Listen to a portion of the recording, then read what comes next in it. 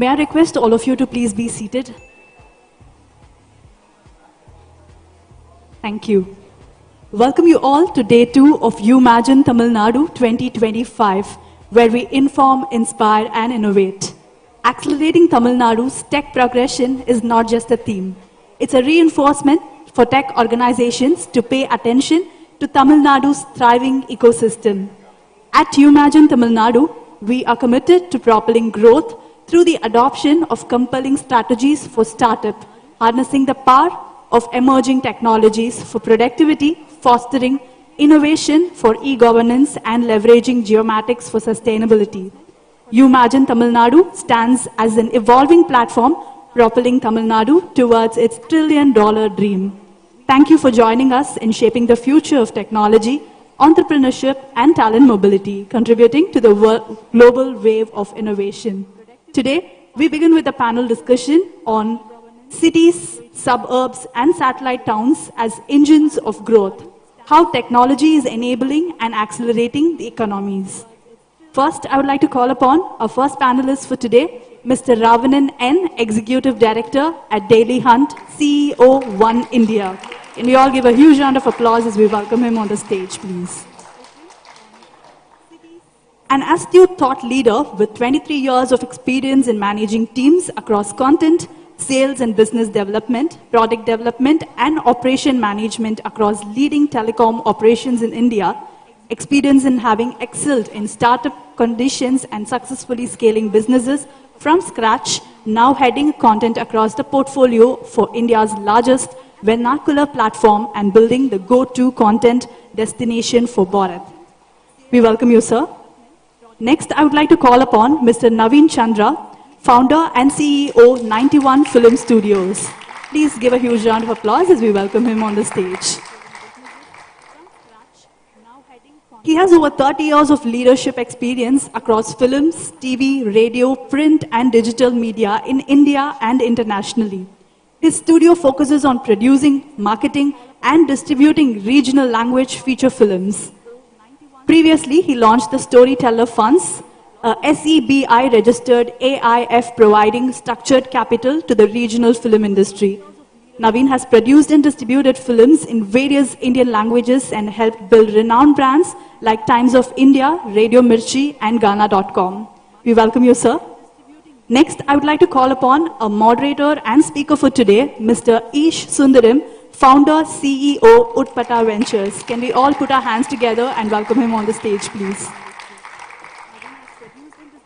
Ish is the founder and CEO of Utpata Ventures, an early-stage venture fund and operating executive at Thaiwil Capital, a market private equity firm focused on industrial and technology portfolios. He served as the Executive Vice President and Chief Digital and Technology Officer of JetBlue Airways Corporation from 2012 until his retirement in February 2021.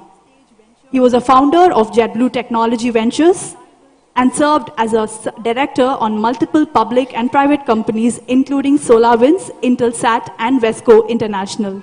We welcome you, sir. Next, I would like to welcome Ms. Gayatri Tyagarajan, CEO of Kinhood Technologies.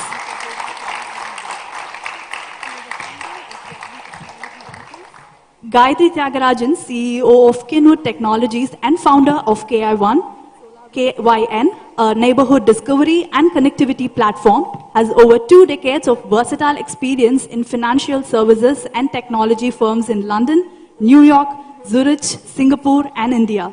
She has held senior positions in various verticals like business strategy and leadership, data, technology, operations, and finance. As a senior management professional, she's effectively partnered with C-suite leaders to define the vision and manage the execution of business strategy, leading to targeted, profitable outcomes. We welcome you, ma'am. Last but not the least, I would like to call upon Dr. Viveka Kalidasan. Can we all give a huge round of applause as we welcome her on the stage, please? Dr. Viveka Kalidasan is a visionary technopreneur recognized as one of MIT's 35 innovators under 35 and Singapore's top 100 women in technology. She is the founder and CEO of River Venture Studio, the world's first inclusive Industry 5.0 accelerator focused on sustainability and human-centric innovation. River Venture Studio helps Global Startup Cafe, offering pilot opportunities and fostering diversity in leadership. We welcome you, ma'am. Over to you, sir. Thank you. Vanakkam Chennai. Eppadi irukeenga ellarum? Did you all have fun yesterday? Who came here yesterday? Wow, that's amazing. Thanks for coming. Second day will be even better. I'm hoping for a lunch. I didn't have lunch yesterday. It was too busy, but today I'm hoping to have some good food. But thanks for coming. I know it's early morning for many of you, Friday morning. I am here for only one reason. I'm going to be very public about it. Gayatri says, you come. That's it. Like, there is no other second choice. Thanks, Gayatri. We're very proud of what you do, with your team, and, had a great chance to interact with some of your team members. And before we jump in, we have an amazing set of panelists here.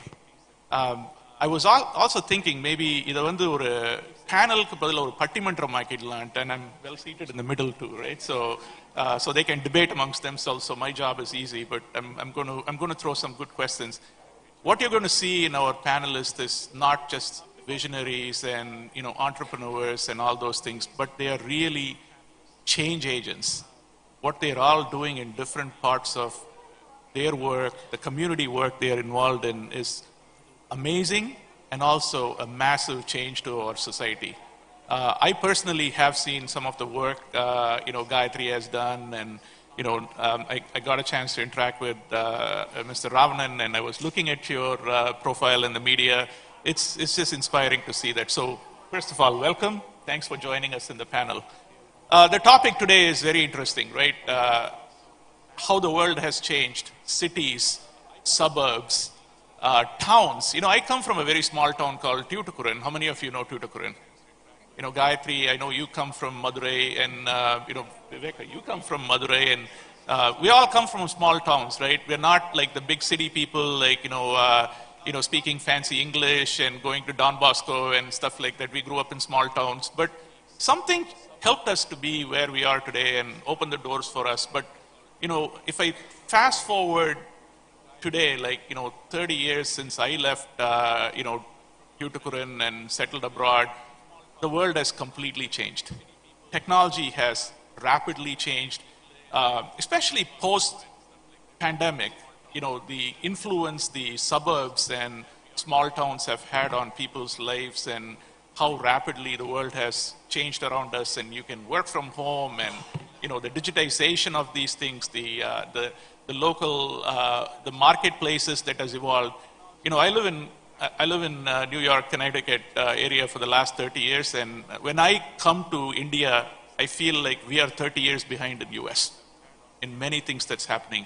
So it's like the cell phone. Naveen, you probably would appreciate this, and you were in telecommunication too, Mr. Ravanan. Cell phones was first invented in US. Now we are 30 years behind in cell phones, right? India has surpassed because you skipped a generation. When cell phones came into India, it was rapidly a different technology, and you move forward. Like that, I think the digitization, the local marketplaces are all like surpassing the globe, and it's the best time, most exciting time to hear from different leaders around us, their thoughts and what they're doing in the communities, that is going to change lives of every one of you sitting in here. So welcome, and let's start the panel. Gayatri, first question for you. You are a change agent. You're taking information to the hands of people at local marketplaces with your Kin app. What really inspired you to do that? You spent your life in investment banking. It's the craziest job to be in. You love data, I know that. Yeah. But why would you want to do this? Yeah. Why are you so passionate about getting that information in the hands of the local communities and impacting them? What changed your mind? So there are 2-3 things that I actually, that drove me to this particular thing. So as you said, I'm a data person, so I actually look at, what we get. So if you look back, so many years back before internet actually came along, you had very little information that you actually had to synthesize. So in today's world, like I think in the audience, I can actually ask how many people are actually having social, everyone has a social, what is that? So the smartphones is what we actually have. So we get information from multiple sources that are actually there. So the velocity and the veracity or the variety of information, almost like, like each of us have become our own data lakes to actually get this information. So being technology people, you can all understand that, like unless you're able to actually synthesize that information, understand it, it is going to become very, very difficult. So for us, when I actually look at it, I also thought that, like we should be able to bring relevant information to people that is actually accessible to you. Now, outside the digital world, you want to actually survive in a community or an area that is actually there, which is of relevance or importance to you. And how is it that we can actually try and bring this to people is what we actually think. So whether it's entertainment, whether it's information that you're actually looking for, or whether it is, like how you do your time pass or anything like that, as long as it's actually relevant to you, then that means that, like you can bring in. So it's almost like a filter on trying to actually see how is it that we can bring this, and how is it that you can offer your services, because you're also a provider of information to multiple people.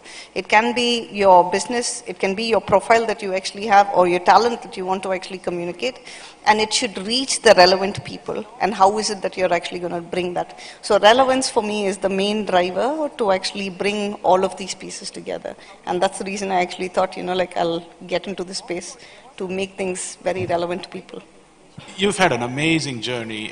Congratulations. I had a chance to, hear from your team, and most of your team members are here. Can you raise your hand here?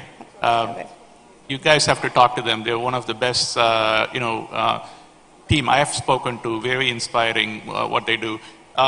Viveka, you come from Singapore, my dream city. I always say the safest place on the planet is Singapore. Now Dubai is claiming a little bit of Singapore's fame. What have you learned from Singapore? The good and bad of Singapore, I know a lot of entrepreneurs, you interact with them, you inspire them, you work with them. What have you learned that you can bring back to India? And how do you see the relationship between your work in Singapore and India to kind of help us leap forward to the next chapter? Yeah, thanks Ish, that's a very good question. I think one thing that we should definitely draw parallels with regards to Singapore is seeding entrepreneurship from a very early stage. From school children to universities, hackathons, innovation. I think a lot of you are here also that you participated in the hackathon. And also, it becomes a way of life, and government is also doing a lot of incentivization to this idea, and then what happens to the idea? You come up with some prototypes, and then what happens to the prototype? Nobody cares about it, right? And we as accelerators and incubators work with the universities, work with the students, and then try to productize it and bring it to the market. And I think with regards to what Kinhood is also doing, connecting directly with the students, that's where Gen Z, that's where the ideas are, and I think we all are enablers to make their idea into something, a product, So that's something that Singapore is doing, and I am very proud to say and see that Tamil Nadu government is also doing that. We are almost there. It's just that we are kind of on par, so we just need to walk hand in hand and take it to the next level. Yeah. Right. To the right of me is two of our top media professionals. The first thing that comes to my mind is Tirukkural. I love Tirukkural. I spend at least a little bit of time learning. And there is a Tirukkural which says, Epporul yarvai kepinum apporul meipporul kanbadu arivu, which is very powerful. There's a lot of stuff in the media, right? And you need to make sure that it's accurate. It's your responsibility to take what is available and you make it accurate. But the world of media has changed from throwing stuff to everyone to making it personalized. Ravnan, I would love to hear from you as how do you, the data availability is, billions of times better than what it was. And there is with AI and X and all these things, like there's so much stuff around you today. How do you guys see that data and how do you distill that to make what is more relevant for the Ish and the Gayatri, because I have like 10 seconds to read something, right? And now if you think about the local communities and all those things, it's not like the front page matters to them. It's that specific information that matters to them is what is relevant. How do you see the world moving with technology and the local communities? It's interesting you brought this question because the very rockbed of Daily Hunt, the mobile aggregation app, is how do we leverage technology and personalize content, right? And personalization is not an easy task.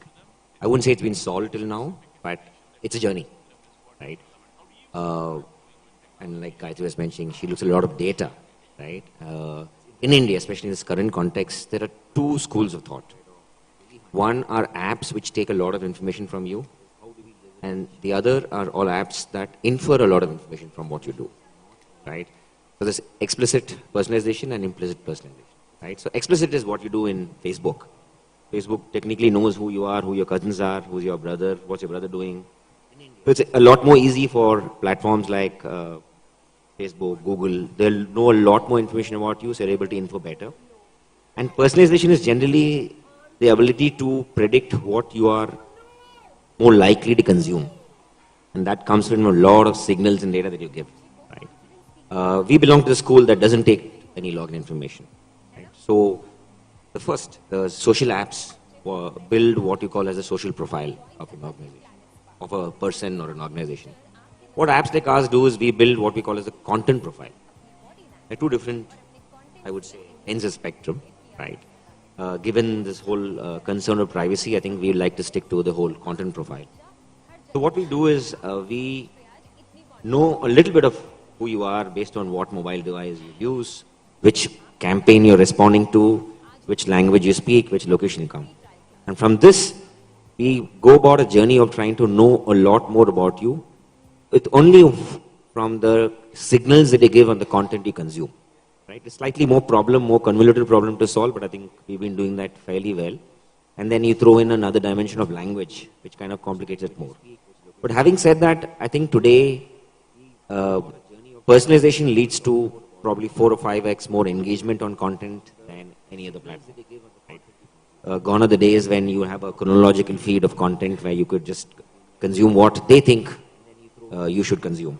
Right? And today, most apps, every home screen of the app is very different from everybody. The person sitting next to you sees something else, and what I see is very different, right? So, while the problem has thrown up a lot of challenges, and especially with a market like India where there are multiple languages, right? Multiple contexts, multiple nuances, but I think we are all on part of the journey. I think Kin also is trying to solve that problem in some way, but we should get there at some point of time. But personalization is the key because it provides you more context to what you're more likely to consume. That's wonderful. I sincerely believe a lot of disconnect between the metro cities and township. Today, the gap that existed with with information sharing is now pretty much filled with social media and other ways of communicating. So you don't feel that you're left out in a small town today, right? Naveen, I know you spent 2 decades of your life in media and entertainment. Now you're an entrepreneur, investor. What has changed in your life from being a media guy, Times of India, to becoming who you are today? And how do you see your investment profile change these townships that you want to work with, the smaller towns and the medium-sized cities? Where do you see that growth for you? Thanks, Isha. That's a good question. Thanks, Gayatri, for having me here. I think one of the first realities of modern society is that all of us are migrants, right? On this panel, Ish comes from New York. New York is a migrant city. I come from Bombay. Bombay is a migrant city, right? Gayatri is in Chennai. It's a migrant city. She's in Singapore. She's not from Singapore. She's a migrant to Singapore and so on and so forth. So I think what essentially is that all of us are living a migrant life, right? We don't belong to our hometowns. There's a beautiful Tamil film that released last year called Maya Zagan. How many of you have seen it? Okay, so this is a wonderful film. You should see it. It's about a lost childhood It's about migration to a new city and forgetting your roots. Arvind Swami and Karthik do a terrific job. Very, very nice, small, easy to consume film. And it tells you what it really means to leave home and to go to a new city, and what it means to come back to the city and feel belonging, that this is where I belong, right? It's a wonderful film. I think you should all watch it if you've not seen it already. And I think in my media journey, I have, I have launched various brands. I mean, Radio Mirchi was one. And when I was launching Radio Mirchi, I remember we started in towns like Patna, right? So those of you who know media, Patna used to be under TAM called Media Dark, right? There was no media when we launched Radio Mirchi in 2005 in Patna. So Patna was not measured in Nielsen and TAM ratings. Patna was not on the map. Once we started launching Radio Mirchi, we started getting small local advertisers. You know, the Panwala, the tailor shop, the second-hand bookstore who passes, the IAS books down to the next, etc. Those were the advertisers on radio. First time in their life, they had actually created a ad and they came on. So we sort of brought them on board and so on and so forth. So when I started looking at my journey as an entrepreneur, I first looked at regional cinema.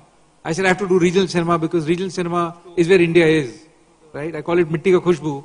In the sense, the real stories come from, back in the regional markets.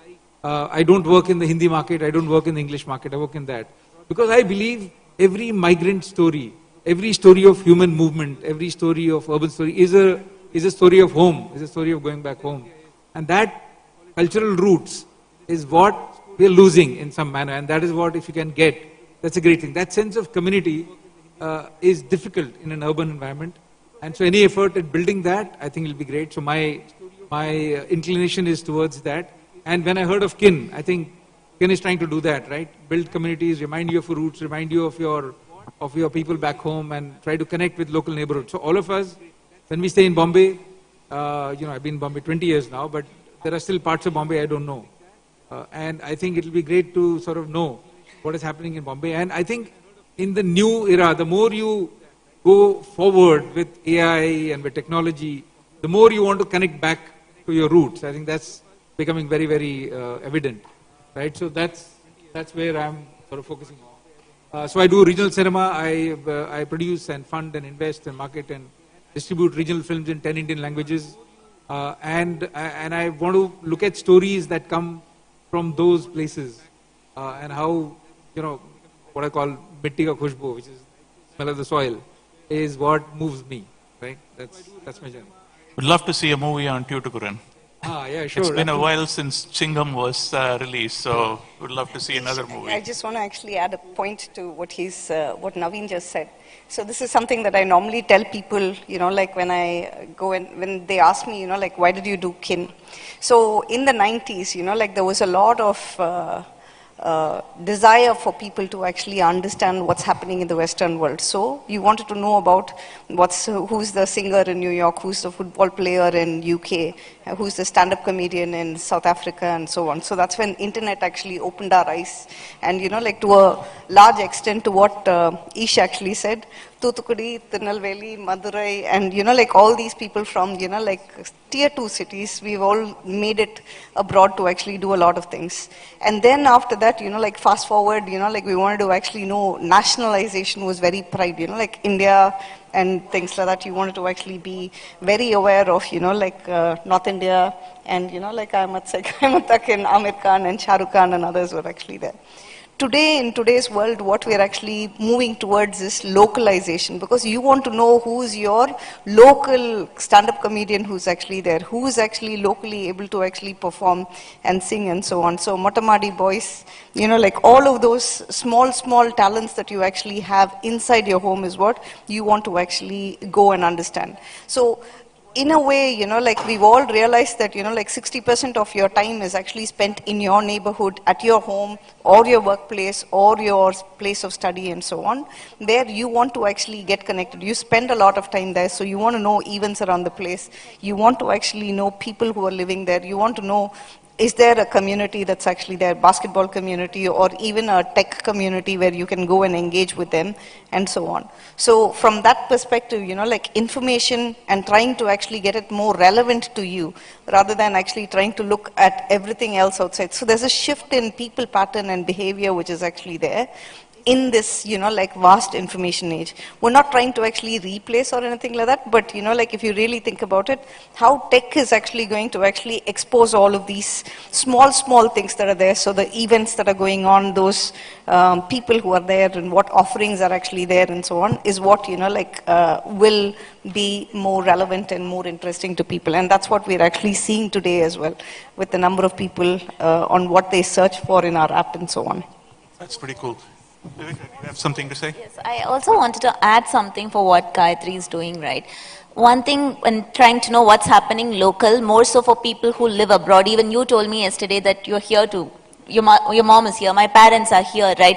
Aging population is becoming, it's going to be more than younger generation, but I think that, how can we make use of the younger generation to actually take care of the aging population, which is not living with us. So when I even, like on my phone, I follow NDTV and Hindu, right? And then I choose Madurai and in both to see what's happening there while I'm not in Madurai. More so because to see how it is affecting my parents. Whatever is happening is actually affecting my parents who are living here, right? So I think with regards to that, whatever Kinhood is trying to do to make use of the younger population to take care of the aging population is something that I think that's really very good. Yeah, and I think you should do more so, not just in terms of aggregating news, but also how to deliver something very faster, like which opens a new Q-commerce or a e-commerce, something like that. That's a fantastic segue into this whole concept of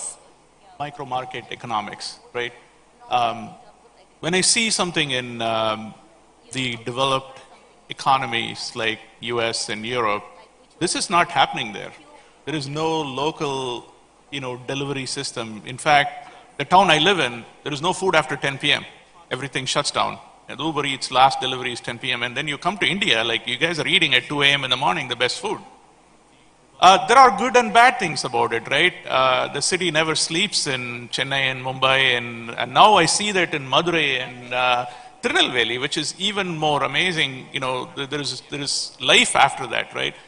So the whole local economy is only going to supercharge with technology. So my first question, Mr. Ravanan, is you guys are in every nook and corner, trying to carry the news, but also you're trying to market something to people. How has your digital marketing changed in the last 2-3 years, and how do you see the next 2 years with AI and other stuff in terms of driving that local economic growth? Do you guys even think like that? Because everyone who comes to a news media not just comes there because they're reading something, but they're also buying something at some point, right? You're targeting that audience, and that drives economic growth for that city. How do you see that? Before that, I'll probably put this whole hyperlocal thing in context. The way we look at hyperlocal from a content space is hyperlocal is equal to vernacular, right? I'm saying back in 1999 when we started our journey, probably we're trying to raise money, Indian language / vernacular, Indic language is not sexy enough. It is not very attractive enough to even raise money. Because it is considered Tier 2, Tier 3, it's largely driven by English and to some extent Hindi. I think with the advent of technology, a lot of digitization, I think this whole ecosystem has changed. And once this ecosystem has changed, we realized that India is not one country. It's a million Bharats. The whole VC lingo of million Bharats, right? And Tamil Nadu itself is not just one state because there's so much of heterogeneity, unlike the US. Probably there's one language that entire US speaks, right? We speak 1,622 dialects in India, with Tamil itself is having probably 32 slangs, 32 ways of, speaking, right? So, since our journey started with this whole hyperlocal concepts, we've been looking at this hyper-personalization very closely from day one, right? It started off with language, but then as we progressed over a period of time, consumer behavior also started getting more, granular, right? And since we work on a lot of data, right, we try to match consumption with the propensity or intention to purchase a particular product. Right? So if you look at our personalization layer, doesn't just work on our content serving engine, it also works on our ad engine. And interestingly, the hyperlocal ad market works very differently from your overall digital market. Right. Right? Very different. As of last year, I think digital market is scaled to hit around 50,000, 60,000 crores, right? Of which I think now hyperlocal advertising is 30-40% now. Oh, wow. Yeah, it's a That's sizable amount of number. Like you said, right? There are local vendors who like to advertise. The whole SMB business, while it's long tail, but it's massive. That's amazing. We're a little bit running behind schedule, and we have something more exciting that is going to happen now. I'll tee it up and then pass it around to the organizers to explain what it is. Gayatri's team has been partnering with, IT&T and, driving a lot of innovation in this community. As a part of that, they've evaluated about 50 plus startups or even more, and kind of distilled that into 25 startups that most of you are here somewhere. Raise your hand who are all part of that startup community. No. This is the Kinnovate Hackathon. The Kinnovate Hackathon. Wow, that's amazing. I spent some time with some of you in the front. Congratulations to being here. And then the 25, we have 5 exciting winners we're going to announce, and we have our favorite IT minister, Dr. Tyagarajan, who's here. I'm not going to steal his thunder, but I will have him to the stage and be part of us. Or maybe Hari, why don't you tee it up, and then Dr. Tyagarajan PTR can announce it. Great. Quickly, to give you context, in line with the theme of Inform, Inspire, Innovate, we had this Kinnovate Hackathon Challenge for all college students in Chennai in partnership with the UMAGINE TN team. We had 300 plus registrations, 20 plus colleges, 100 plus entries. We had 5 different tracks to basically evaluate these students. We gave them 48 hours, news, user behavior, sentiment analysis, current moderation. All of you who taken part in this contest, congrats, all the best. We had 25 finalists. So from these 25 finalists, we have the top 5. We'll quickly go on to that and we'll invite PTR sir.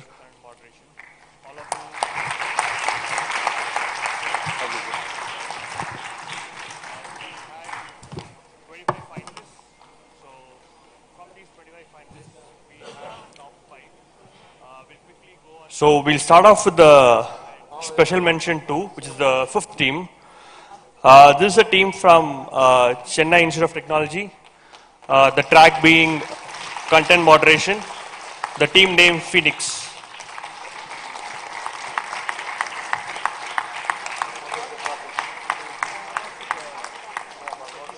Guys, give a very quick note on your project. Chennai Institute of One-Liner.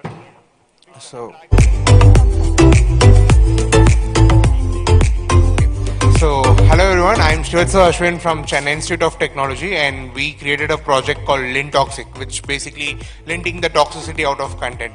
So we use some AI models to detect NSFW content, harmful content and toxic content, and filter it out. And we also used a system and a way to detect false information to give more truthful and accurate information to the audience. So that's a basic outline of what our project is. And I would like to add something. Since Kin is actually a local load app, we have also integrated support for Tanglish and other mixed code languages, and we are planning on more support for other Indian languages such as Malayalam, Telugu, Kannada, for having a seamless experience for content moderation. Thank you.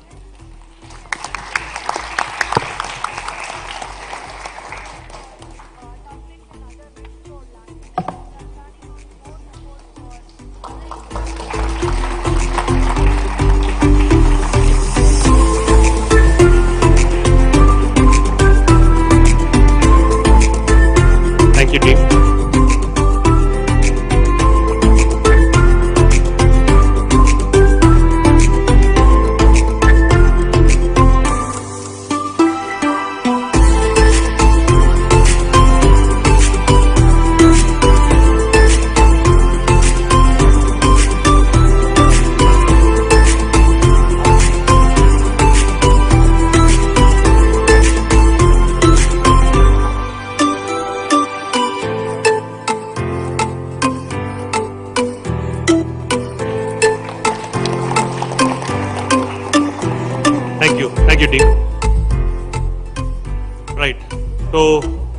team number 4.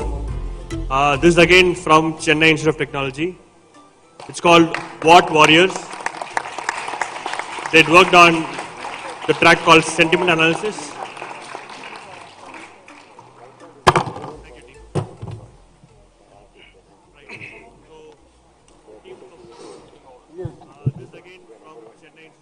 So actually we worked on sentiment analysis project. It is nothing but recently we have seen like in a particular post there will be many comments which may be positive or negative. What we did was we trained an AI model to detect whether a particular comment is positive or negative, and we can get the feedback like how that sentiment of that particular post was.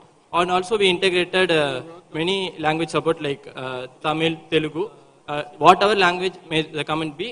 It will translate it in English and it will detect the sentiments of it.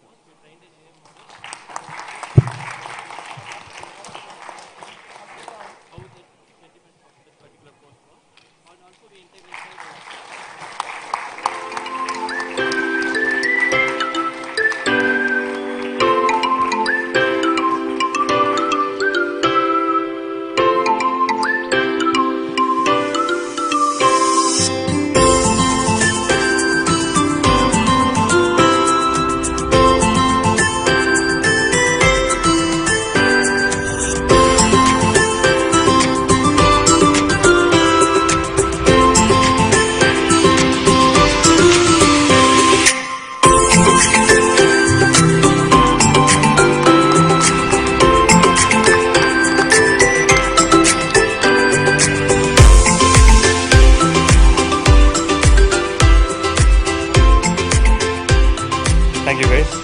Well, moving on, the stakes get a bit higher. Team 3 is from Venkateshwara College of Engineering. Tech Easers. They worked on a project called User Behavior Analysis.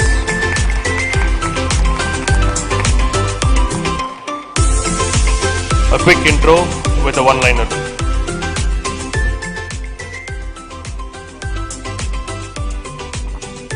Hi everyone, I'm Jay Aditya, this is Akil Ahmed, and that's Devesh. We're from Sri Venkateshwara College of Engineering. We worked on user behavior analysis. Like they talked about, we are trying to build a content profile and a social profile of a user using graph networks and machine learning models, unsupervised learning, and we built an LLM layer on top of it using generative AI in order to build a comprehensive dashboard for user behavior analysis. I would like to thank Gayatri ma'am for organizing this, and sir, thank you everyone.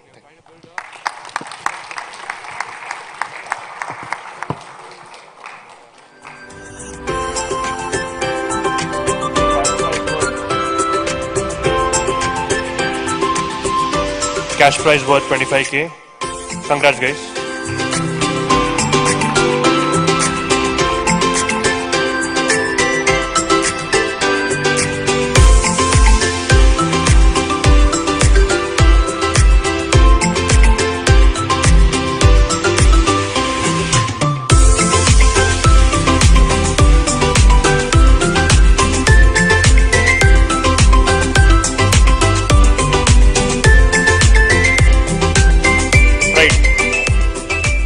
The second prize is from RMK College of Engineering. The team is called Youth Tech. They worked on engagement and rewards.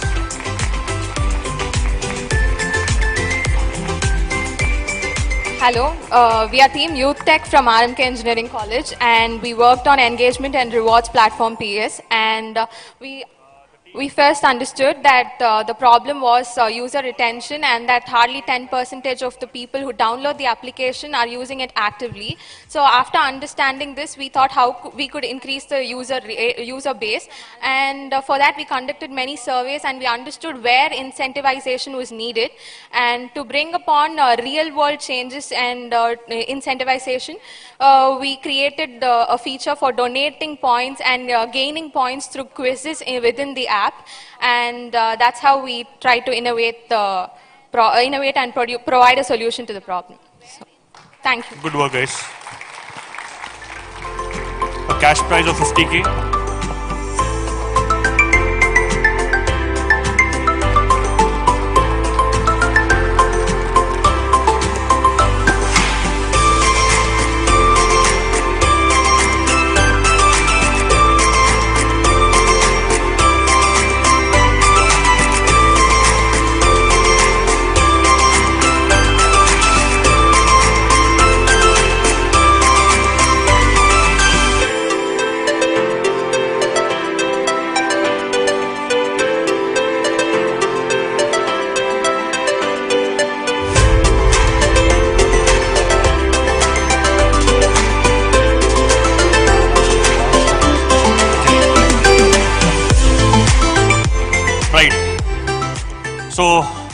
first prize, again from RMK Engineering College. The team is called Navina Tamilar. They worked on a track called News Information. Congrats, guys.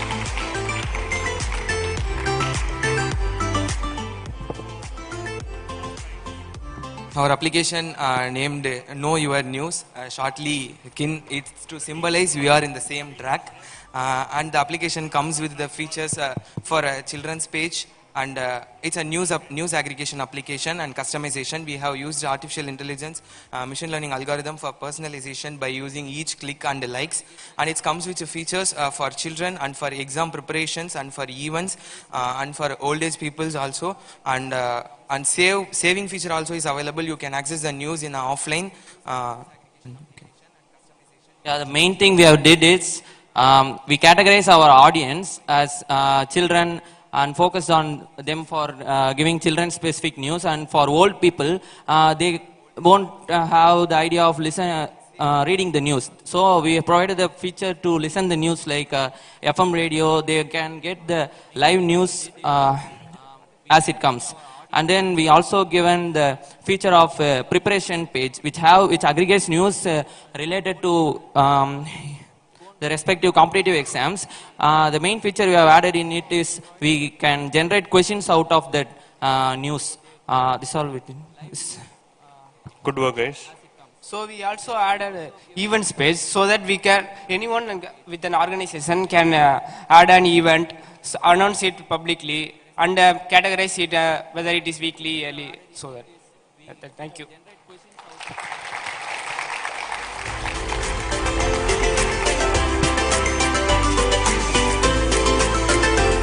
Cash prize was 1 lakh. Congrats, guys.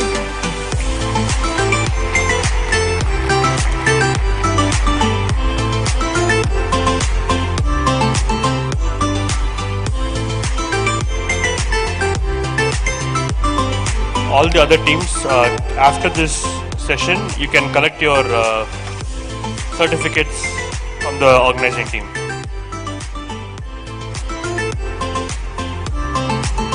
Right.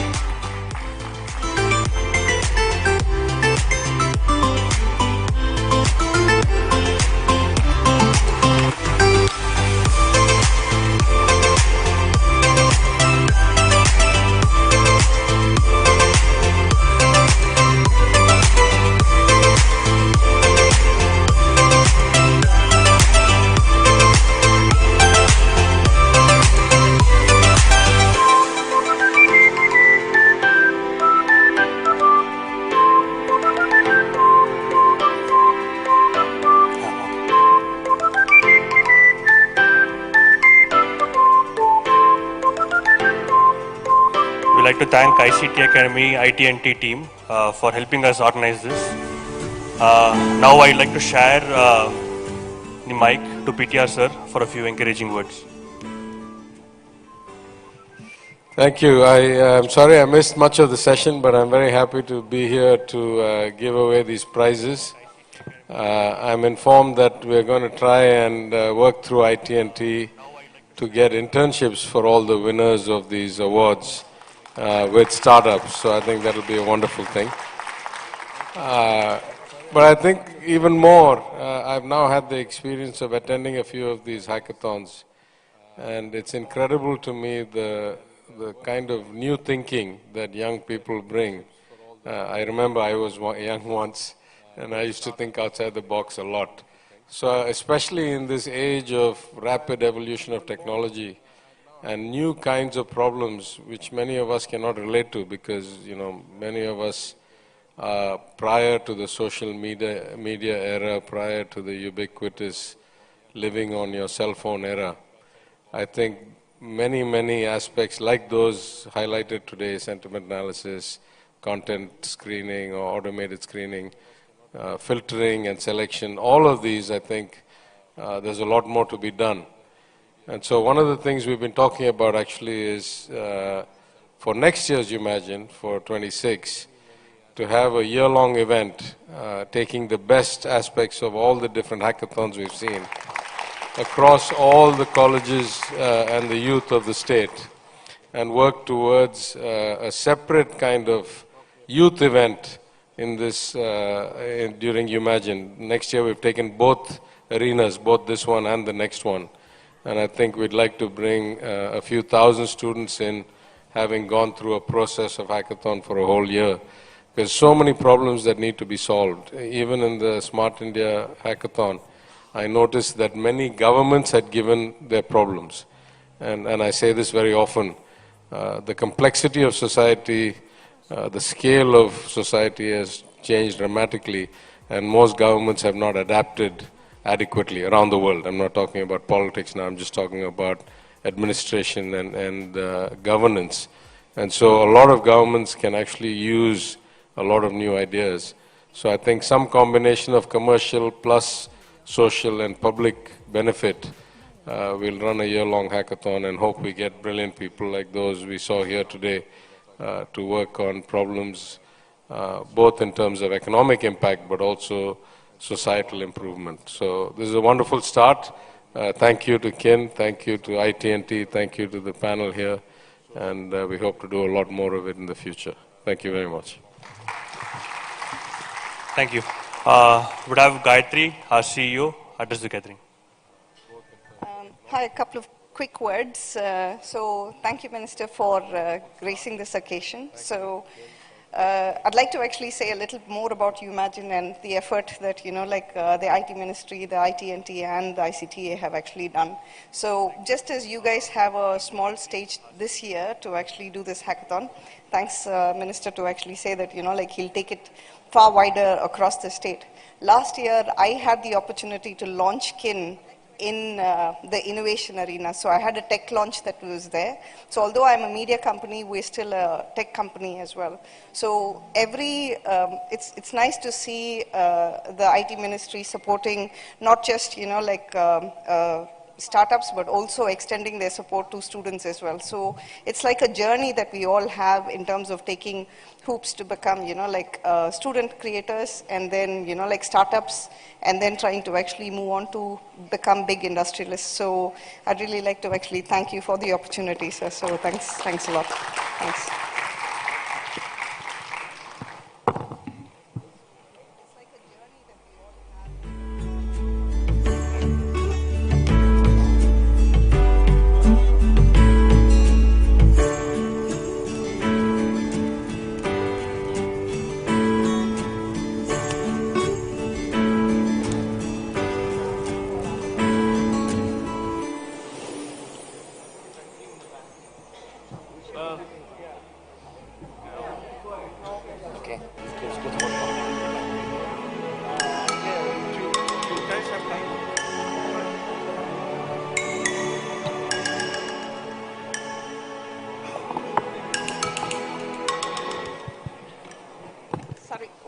Guys, sorry about the interruption. So we had to actually do the prize distribution so that, the minister could actually be around for that.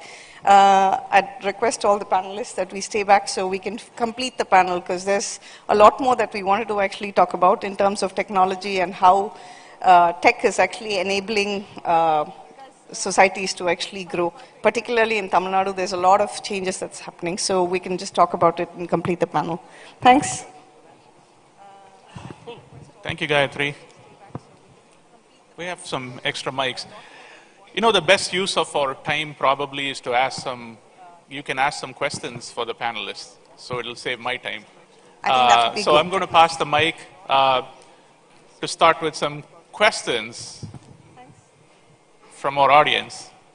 Hi, this one's for you guys. See, so this is listening to... Can you hold the mic close so we can hear? Okay, I'm not loud. Okay. So this one's for you. From what I've heard from the panelists, and especially your thought behind Kin, it's almost like coming back to roots. So coming back to roots, is that a challenge, or coming back to a familiar turf? Is that making it easy? Coming back to the roots. I think the question was that is coming back to the roots, because I've lived outside India for 25 years. So the question is coming back to the place where I belong, is it easier or tougher? I'd like to actually say that, it's a bit of both. I think it's more easy because, like culturally, you're actually still very connected to this place. And as each of us have actually been trying to say that, like trying to, I can't remember the phrase that, like the Hindi phrase that you actually use. Mitti ka Something khushboo. about mitti, yeah. Yeah, so that is what, like attracts and draws you back. The only change is that, like when you come back, there is a lot of change that's actually happened. So technology and everything has actually transformed. So today when I actually look at the same Besanagar or when I'm looking at Ananagar, I'm looking at it through the digital eyes in terms of, like how things have actually cracked and so on. So trying to actually come back has been easy. Culturally, I think, there's a lot of changes that's actually happened and we still have a long way to go. But home is home at the end of the day, so it's much more easier to actually come back. Oh, from a business perspective. Oh, from a business perspective, I think India, Ish actually brought up this topic earlier. He was talking about cell phones in the US and the communication patterns that are there. Infrastructure, although, they had discovered telecom and telephones earlier, the technologies that you actually have here are very different. 10, 15 years ago, when in New Jersey, when Path was the only thing that was there was only one Hyatt there, and the place was completely empty. So in my Credit Suisse office, if I had to make a call, I used to actually come outside, stand outside the building and actually speak to them. And I used to laugh at them to say that, this is what's actually happening in the US, but, like in India, when I'm going from Chennai to Tirunelveli on a car, I never lose my, 3G connection at that time. So I used to actually say that.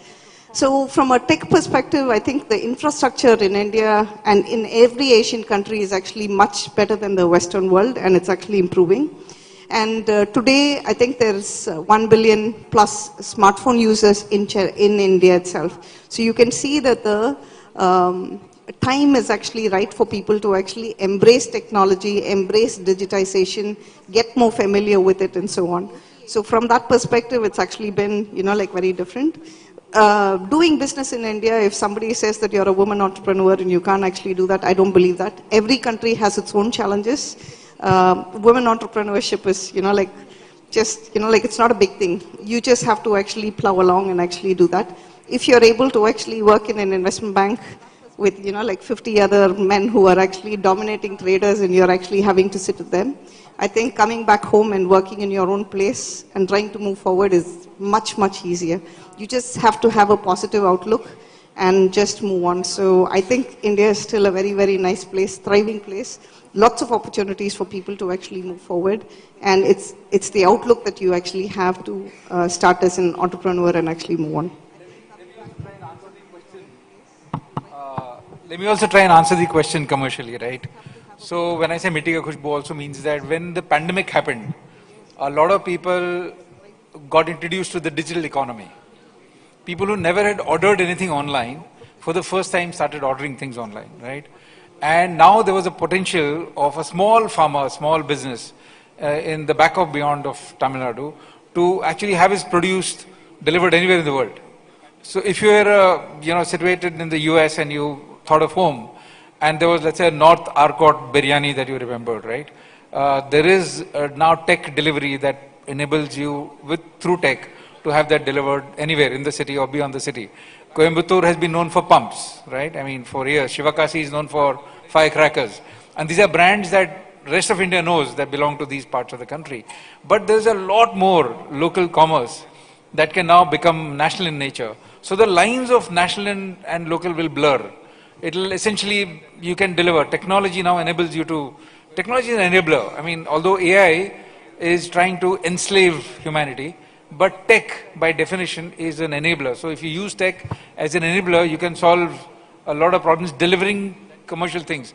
In West Gujarat, in Kutch, so there are the artisans who used to make these intricate textiles, which is handcrafted. For years, it's been their craft, only transported through trains and traders. Today, on digital, people from Germany and Spain and Mexico can buy it. So I think, yeah, it's an enabler. I mean, when small towns become hubs for commerce, people move back. So Nasik, they created multi-acres of lands into vineyards. through contract farming. So now there are 25 wine brands that are made in Nasik that are exported all over the world. Now that place is on the map now, which, you know, beyond 20 years back, you would not even know a place like that existed. So I think integrating of the smaller towns to bigger towns and that material khushbu in commerce, you can get it if you use tech to enable, I mean, if that answers your commercial question. We'll take one from the back. Yeah, this is to Mr. Ravadan, and one more question to Ms. Gayatri. As an aggregator, what is your strategy vis-a-vis the publishers and content creators? And I also can ask Gayatri also, you talk about micro-marketing and neighborhood. What's your definition and understanding of what neighborhood is, or perception of what neighborhood is? Thank you. I'll probably take the question. So when we start the journey, right, back then, content didn't exist digitally to a large extent. So the problem then was very different. Problem was trying to convince publishers to give us their content without them feeling that we violated their copyright space. But the journey has now progressed to such an extent that today we have every single publisher who's digitally present on a platform, right? So it's a journey. The strategy has evolved over a period of time. Today, I think we've gone beyond a point where my partnership team has any strategy. They're only maintaining partnerships now because we've almost got everybody onto the platform. Having said that, that's one layer of a publishing ecosystem in India. We have those organizations which create content. But as you go downstream, you have a lot of individual creators who started creating content, right? So for that, the strategy is slightly more, I would say, evolved, needs to evolve a little more, because we see that a lot of noise gets generated from individual content creation. I think quite a few of these kids at the Kinthon try to solve the problem of moderation, right? If you see any platform that's gone through a journey of individual content creators, has stepped back a little because it creates a lot more noise than what you'd want. So today, content creation is slightly more, on the text side at least, is slightly more controlled. While on the video side, there's a lot of problems. Now, if you see, Facebook has just changed the strategy on moderation. It's moved towards community notes. Because I think the scale at which it needs to be done is very expensive, right? So that's going to be what defines your strategy on content aggregation. I'll just answer your question very quickly. So I think Professor Gopi was asking about micro markets and my definition of hyperlocal. So hyperlocal is any area that where you're actually standing and like what's going on around you. So in Chennai, like there are about 16 or 18 corporation zones that are there. So I can actually belong to Adyar. So for me, like people in Adyar and that marketplace, maybe the 3 to 5 lakh people in and around that 3-kilometer radius, becomes the marketplace that's there. So when I'm defining about marketplaces, I'm talking about people living there, the shops and entrepreneurs who are actually there, the clubs and communities that actually exist in there.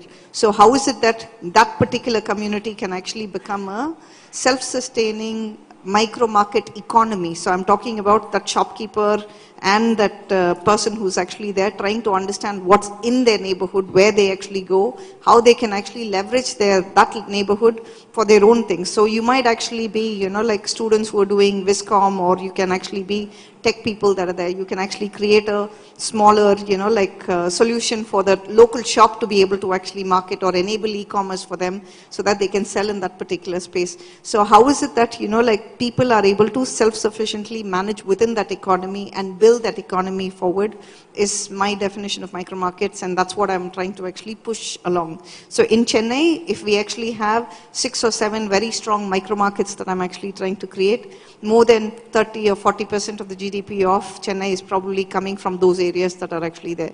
And how is it that I can enable commerce for them so that, like they can actually grow bigger and not everything gets digitized. There is a level of digitization. Trying to bring digitization to the non-digitized world is also something that, like we're trying to attempt. And that's the objective. And I guess some of you from your hackathons have also given us some more ideas in terms of how we can take the thing forward as well. So thanks again. Thanks for your time. I think we're running a little over to the next ones, but all the panelists will be available just outside. So if you do have any questions or suggestions, please come and speak to us just outside the hall. Thank you. Thanks again for a wonderful morning, and thanks to Ish, Ravnan, Naveen, and Viveka as well for flying and taking all the time to actually speak to us and making this very memorable to us. Thank you. Thanks. Thank you so much, ma'am. May I request you all to please stay back for a few minutes? I'd like to call upon Mr. Guru Chandran, District Revenue Officer, ELCOT, to please come on stage and felicitate all our moderator and speaker today. Can we all give a huge round of applause as we welcome him on the stage, please? First, we'd like to felicitate Mr. Ravanan N. Can we give a huge round of applause, please?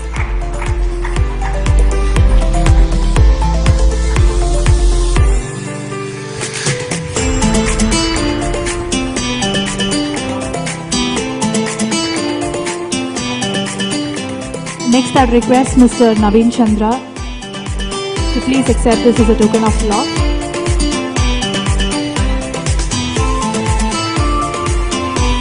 Can we all give a huge round of applause, please?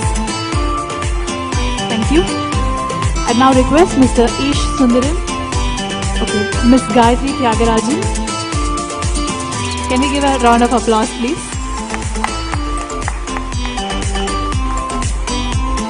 Last but not the least, we have Mr. Ish Sundaram.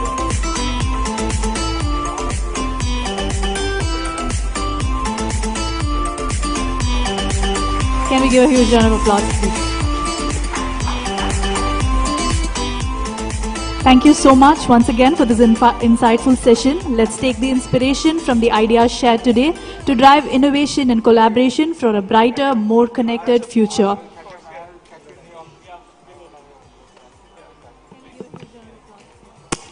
Thank you so much, sir. Thank you so much, ma'am. We are now moving forward to a masterclass on cybersecurity challenges, innovation, and talent needed in marketing. I would request, please, all of you to stay back. It's a very short session. And the speaker for today is Mr. Abdul Qayyum.